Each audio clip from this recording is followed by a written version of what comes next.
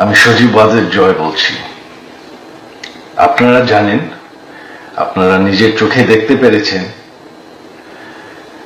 যে জাতির জনক, জাতির পিতা বঙ্গবন্ধুর বাসা, সেই ঐতিহাসিক ৩২ নম্বরকে পুড়িয়ে ফেলা হয়েছে। এই প্রটেস্টার তো বলবো না, এই মব জাতির পিতার বাসাকে পুড়িয়ে ফেলায়। সেই বাসা যেখানে বঙ্গবন্ধুকে হত্যা করা হয়, বঙ্গবন্ধুর আমার পুরা পরিবারকে হত্যা করা হয়, যেই বাসা ৭৫-এর খুনিরা ধ্বংস করার সাহস পায়নি, যেই বাসা এখন এতদিন ওনার মিউজিয়াম ছিল, সেই বাসাকে তারা পুড়িয়ে ফেলেছে।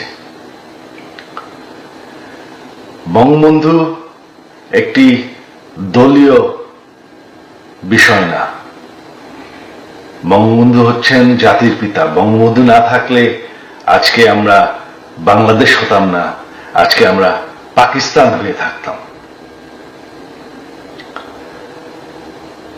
আপনারা জানেন, সামনে ১৫ই আগস্ট, সেই কালো রাত, যেই রাত্রে বঙ্গবন্ধু এবং আমার পরিবারকে হত্যা করা হয়।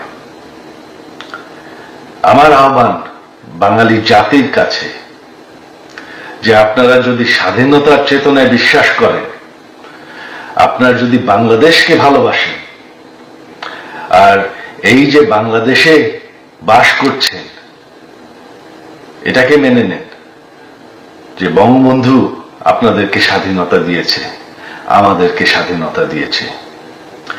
এই ১৫ই আগস্ট আমার আহ্বান আপনাদের প্রতি, শান্তিপূর্ণভাবে ৩২ নম্বরে গিয়ে ফুল দিয়ে আসবেন, দোয়া করবেন বঙ্গবন্ধুর জন্য, স্বাধীনতার চেতনার জন্য এবং আমার পরিবারের জন্য।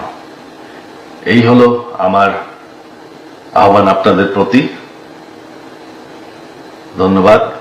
জয় বাংলা, জয় বঙ্গবন্ধু।